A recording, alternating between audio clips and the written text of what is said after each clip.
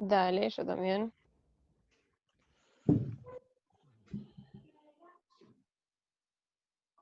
Bueno, ahora vamos a estar con dos profesionales que vamos a hablar sobre la violencia institucional. Vamos a estar con Mariana Quiroga Ferres y con Cristian Rodinella, espero haberlo pronunciado bien.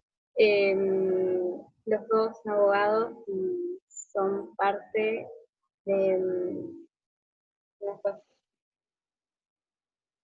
Si quieren lo pueden decir ustedes. Bien, somos partes de la Comisión de Derechos Humanos y Géneros del Colegio de Abogados de Zárate Campana. Está la doctora Mariana Quiroga Ferrerés, que es como se pronuncia bien. Ella es parte de la comisión y es capacitadora a nivel provincial de Ley Micaela, y yo soy parte de la comisión, acompañando siempre a Mariana en todas las gestiones. Así que dentro de ese ámbito pueden preguntar lo que necesiten. Sí, les cuento que nosotros desde la Comisión de Derechos Humanos y Género damos muchos talleres y charlas, sobre todo el tema de violencia institucional, que lo venimos haciendo ya hace muchos años en muchísimos colegios que nos fueron llamando, ¿no? De la ciudad de Zárate, de Campana, de Escobar y de Exaltación de la Cruz, de Capilla. Venimos hace muchos años dando estas charlas, y a partir del año pasado incorporamos también charlas sobre género, que no solamente la damos para los estudiantes secundarios, sino también estamos dando charlas a las universidades, sindicatos, bueno, sobre distintos temas de género. Estamos dando violencia de género, género y trabajo, género y derechos políticos, digo, son varias charlas que tenemos armadas y que no, ni bien nos convocan, nosotros la damos felices, porque creemos que una de nuestras funciones como profesionales del derecho es la promoción y dar a conocer los derechos a las personas, y sobre todo a los jóvenes. Por eso nos encanta que nos hayan llamado y que, bueno, darles esta charla. No sé si quieren que arranquemos un poquito sobre qué es violencia institucional y después nos hacen preguntas, ¿les parece bien? Me encanta. Y me gustaría arrancar dándole un gracias por participar en esta sección y por disponer de su tiempo y su conocimiento. La verdad se agradece de todo corazón. Así que cuando ustedes quieran comenzar, nosotros estamos acá para escucharlos. Voy poniendo un power, a ver si me sale de nuevo. Tiki tiki.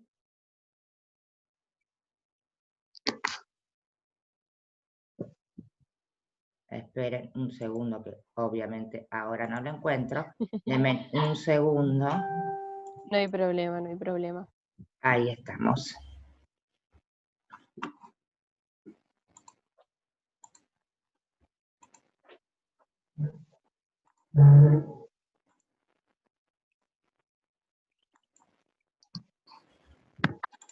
Ahora no me acuerdo cómo se hacía para que sea toda la pantalla, pero recién me salió.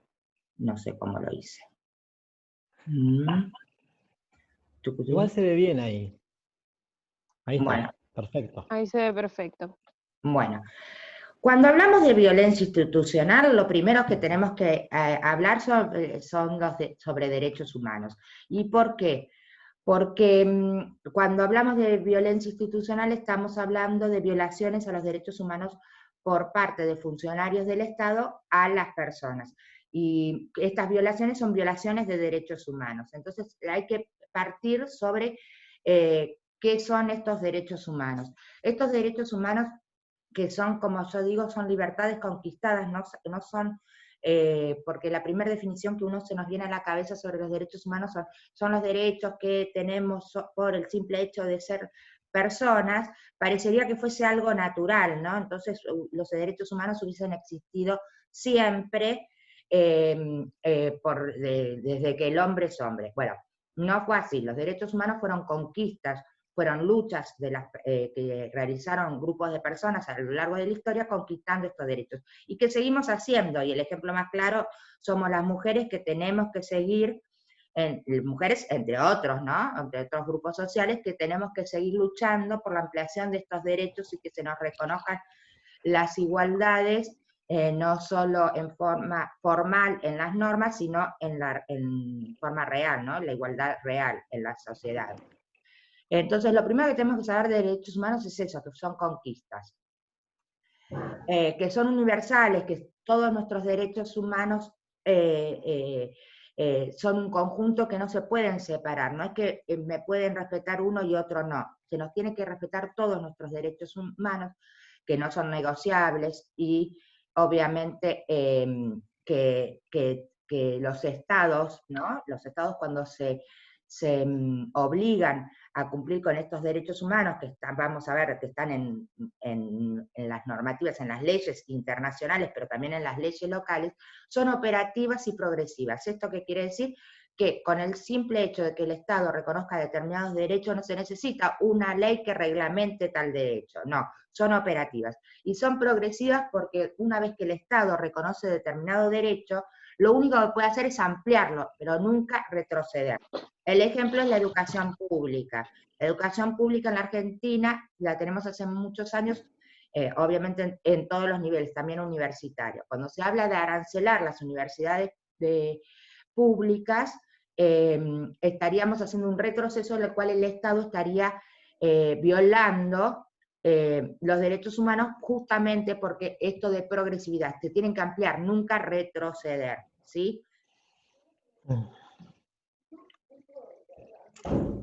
Bueno, esto sería para una clase de derechos humanos, donde hago toda una historia sobre cómo fueron apareciendo. Me parece que es demasiado para esta charla, pero por supuesto, cuando quieran y tengan ganas de escuchar más sobre derechos humanos, se las damos sin ninguna duda. Sí, me encanta, me encanta.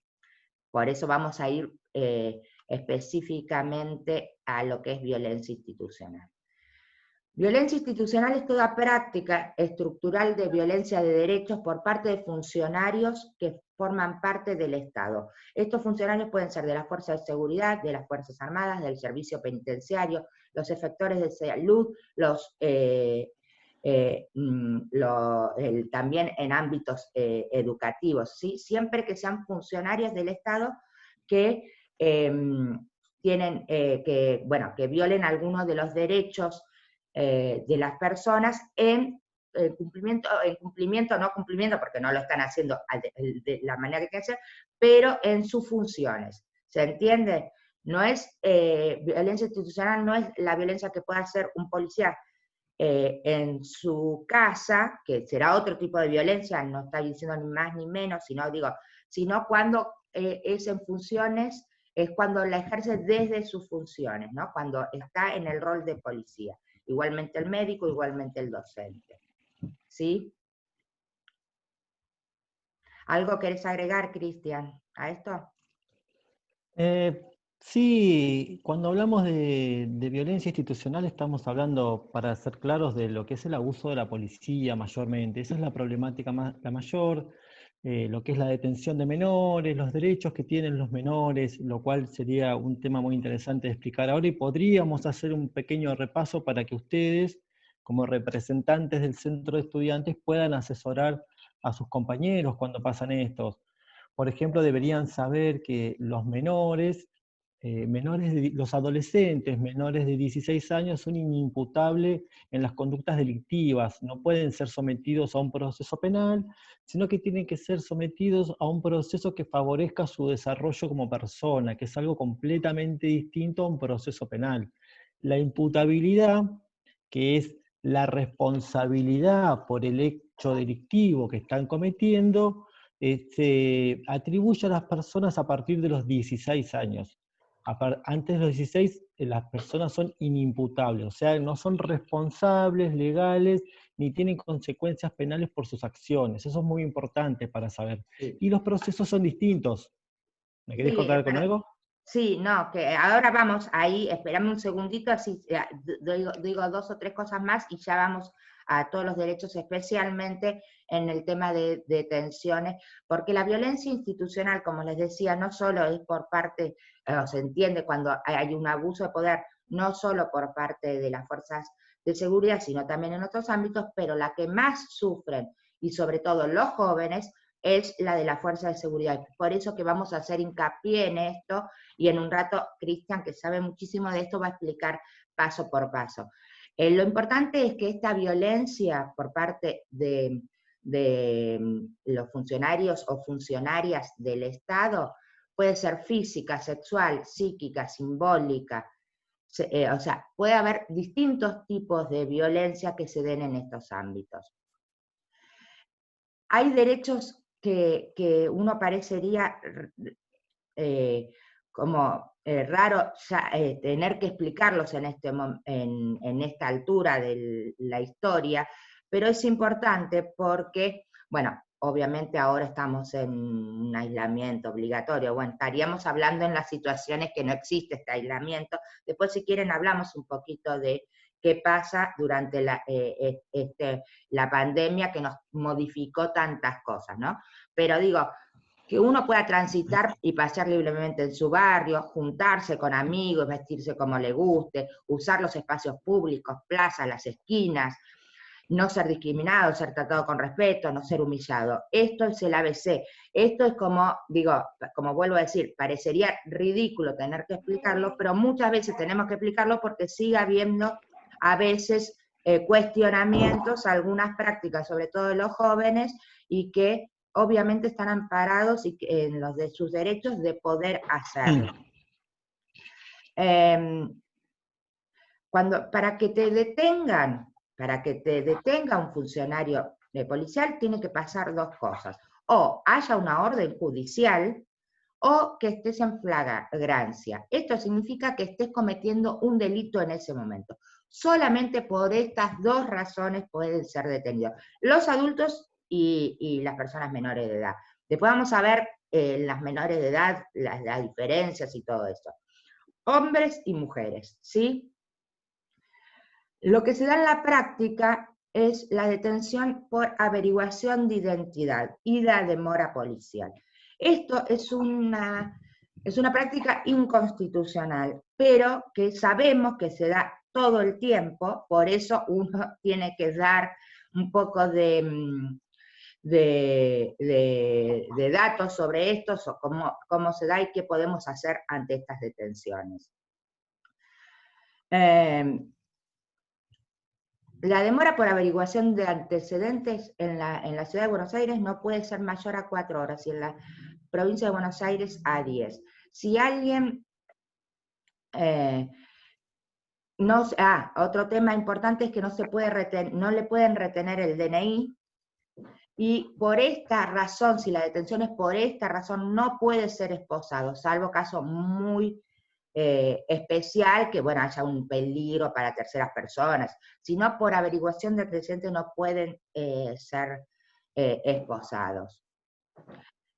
Otro tema, la policía no puede sacar fotos y mucho menos exhibirlas o filmarlos a las personas que son detenidas.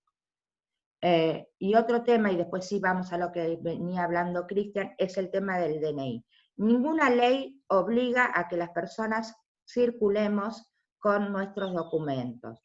Ahora, nosotros recomendamos que lo hagan porque sabemos que si no pueden ser detenidos por esta averiguación de antecedentes, averiguación de identidad, lo cual creemos que es una práctica ilegal, pero que es una práctica que se da cotidianamente, por lo cual nosotros recomendamos, le recomiendo a mis hijos, le recomiendo a todos ustedes, que cuando circulen traten siempre de llevar el documento de identidad. Bueno, ahora sí vamos a lo que decía Cristian. ¿Qué pasa cuando nos detienen y somos menores de 16? ¿Qué pasa cuando nos detienen y tenemos entre 16 y 18? ¿Y qué pasa cuando nos detienen y somos mujeres? En cualquiera de estas tres circunstancias, ¿no? Cuando somos mayores. Ahí sí, si querés, Cristian. Bien, un pequeño repaso sobre esto y quizás podríamos hacer un hincapié especial en el marco educativo, que es algo un poquito distinto. Sí, por eso. Repasemos un poco, sigamos un poco con este tema de la policía y después vamos a los ámbitos educativos, que era lo que les interesaba a las niñas. Si te detienen y tenés, primero si te detienen por averiguación de antecedentes, y esa conducta es repetida, ya estamos hablando en situación de violencia institucional y acoso, ténganlo en cuenta esto. La averiguación de antecedentes es una única vez en tu vida, una vez que te registran y saben quién sos, la averiguación pasa a ser una situación de abusos y vuelven a detenerte por esa circunstancia. Cuando te detienen y les veo las caras, que son chicos y son menores de 16, hay ciertos protocolos que se tienen que activar para esas detenciones. Por ejemplo, un menor de 16 no puede ser esposado, salvo que la situación de violencia genere una necesidad de hacerlo. O sea, niñas, jóvenes de su edad no pueden hacer nada que amerite una situación de esposamiento. Estamos hablando de un adolescente de 16 extremadamente grande, extremadamente violento, que haya dañado a algunas personas. Salvo esa situación atípica que no se da nunca, el menor no puede ser esposado. El menor tampoco puede ser trasladado en un auto sin identificación. Es sumamente importante que sea trasladado en un auto registrado, identificado y que pueda ser localizado en caso de ser necesario. El transporte del menor detenido en un auto sin identificación está terminantemente prohibido. Hago una aclaración, que el auto esté identificado es para menores y mayores. Siempre tiene que, en un traslado siempre se tiene que dar, cuando alguien lo tiene que detener una persona con una placa donde tenga sus datos, donde se identifique de qué fuerza es, y el traslado se tiene que hacer en los autos, se me fue la palabra, identificados. Sí, pero Eh, sin entrar en discusión, en una situación de flagrancia donde están efectivos haciendo una detención, pueden llegar a detenerte por más que no esté identificado un adulto mayor. Al menor no, tienen que llamar y hacer venir un auto identificado. Esa es la diferencia. ¿Les Después, puedo hacer una sí, consulta? todas las que Perdón que quieras, te corte. ¿Cómo todas las que quieras. podemos nosotros saber que el auto está identificado?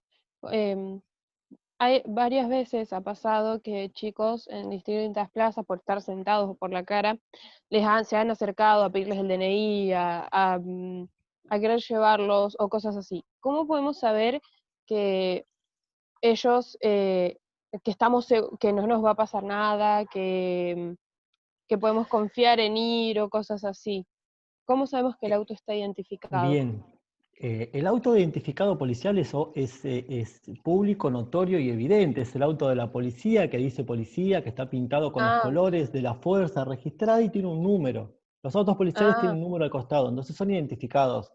Por ejemplo, si vienen con un Falcon verde y te quieren llevar, no pueden, está completamente prohibido. Esa es la diferencia. Ahí te das cuenta. ok. Y en cuanto a los oficiales, tienen la obligación de identificarse y mostrar la identificación. O sea, esos son los detalles importantes a tener en cuenta. ¿Alguna pregunta más que quieras hacer de eso? Eh, Es más porque me he acordado de situaciones de que los chicos se ponen nerviosos y no saben qué responder, no saben qué decir, no saben qué hacer cuando se les acerca un policía, pero es eso. Bien, lo primero que tienen que hacer cuando se les acerca un policía es pedir que se identifiquen. Ustedes identificarse si tienen el DNI, dar su edad, sus datos y los datos de sus padres, porque la policía, si detiene a los menores de 16, tiene la obligación de ponerse en contacto con sus padres inmediatamente, no pueden estar detenidos o demorados sin dar contacto a sus padres. Y si no tienen padres o no se los pueden localizar, tienen que dar noticia al Servicio de Promoción de Derechos de los Menores, que mayormente en los municipios son las direcciones de niñez, adolescencia y familia. Entonces, tiene que haber alguien adulto, responsable, ya sea el papá, mamá, tutor legal, o alguien de la dirección de niñez garantizando los derechos de ustedes. Ustedes no pueden estar demorados en la comisaría sin que haya un adulto mayor velando por la seguridad de ustedes. Si es que tienen la mala suerte de ser demorados, no pueden ser puestos en lugares comunes con otros detenidos mayores de edad. Se necesita un lugar de resguardo y protección específico para ustedes, o sea, aislado del contacto con las otras personas que están detenidas. Después sobre esto, lo que se hace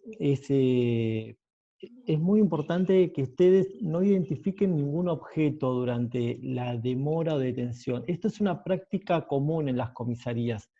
Te sacan las zapatillas, te sacan la mochila, te sacan el termo, te demoran, te hacen completar una ficha, y después vienen y te dicen, este termo o estas zapatillas son tuyas, y por ahí sin querer introdujeron algún objeto extraño, y vos al reconocer el objeto estás reconociendo su contenido también. Si te introducen algo porque se equivocaron en la detención y la quieren arreglar dentro del termo, dentro de las zapatillas, vos que no lo ves pero reconoces el objeto, estás reconociendo tácitamente su contenido.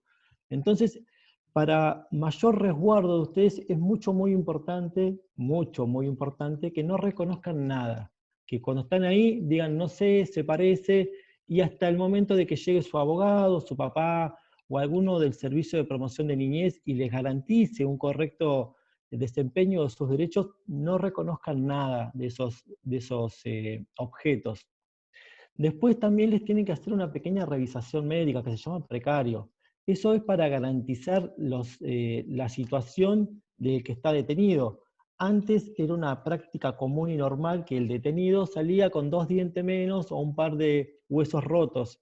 Y al momento de querer hacer una denuncia sobre ese hecho decían no, ya estaba así cuando lo trajimos a la comisaría. Entonces, para que estas prácticas no sigan ocurriendo, lo que se hace ahora es una revisación médica para garantizar la situación psicofísica de ustedes cuando entran y cuando salen. Tiene que ser la misma. Ahora, hay un detalle importante acá.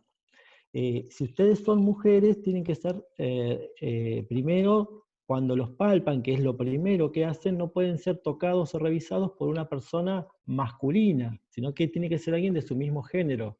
Eso es lo que hacen primero, te palpan, te cachean, te revisan si tenés arma o no. Después, cuando te hacen la revisación médica, tiene que ser un médico. Y un médico no es cualquier persona que está ahí, ni un hombre que viene con un guardapolvo blanco. Es una persona, es un profesional que se identifica con la credencial correcta, que dice médico, dice matrícula nacional, tiene el nombre y los datos de dónde está registrado. Eso es un médico. Y el médico te va a revisar mayormente en una salita, en un hospital, en una clínica, te llevan. No hay médicos de guardia en las comisarías. Eso es muy importante, que si no se los brindan a ustedes del primer momento, ustedes lo soliciten. Entonces es una garantía del cuidado personal que va a tener el cuerpo de ustedes al ingreso y al egreso. Acá quiero agregar algo especial en las mujeres, seamos menores o seamos mayores, que tiene que ver con, primero, que en la revisación médica no hay una revisación médica distinta por ser mujeres, no nos pueden someter a ninguna revisación ginecológica. A ver, cuando nosotros aclaramos esto es porque ha pasado, no es porque se nos ocurre en este momento decir algo, bueno, no se puede. Segundo tema, como decía Cristian, no solo nos pueden agarrar, tocar mujeres, no hombres. Y cuando llegamos a las comisarías, tenemos que estar en celdas con mujeres, no con hombres. Esto es muy importante. Igual que los menores no pueden estar con mayores. Si los menores son menores de 16 años, tienen que comunicarse inmediatamente con los padres o con los servicios locales en el caso que suceda. Y cuando los menores son entre 16 y 18 años, también pueden dar intervención a los servicios locales, pero ahí sí va a intervenir todo un sistema penal, pero no es el sistema penal de mayores, sino el sistema penal juvenil, donde el fiscal es distinto, donde el defensor es distinto, donde el juez es distinto. Entonces, para repasar todo lo que venía diciendo Cristian, ante una detención se puede detener por determinados motivos, o con orden judicial o porque nos estén encontrando cometiendo un delito, ¿sí? Sea esa, claro, o sea por averiguación de antecedentes, averiguación de entidad, que nosotros creemos que es inconstitucional, pero es una práctica que se dé. Cualquiera sea de estas tres posibilidades que nos estén deteniendo, se tiene que cumplir todos estos requisitos, para todos, porque el cumplimiento de todos estos requisitos es para todas las personas, seamos o no seamos después culpables de algún delito. Digo después porque en ese momento no hay una sentencia, entonces hasta que no haya una sentencia nadie es culpable. Pero aún seamos culpables y aún esa persona que sea declarada culpable mediante una sentencia y vaya a una cárcel, no, a una unidad penitenciaria, también hay un montón de derechos que deben ser cumplidos, ¿sí? Porque los derechos humanos son para todos, son para las personas que cometen delitos como las personas que no cometen delitos, por varias razones. Primero porque los derechos humanos son para todas las personas, es universal, ya lo dijimos. Pero además, porque si no se cumple con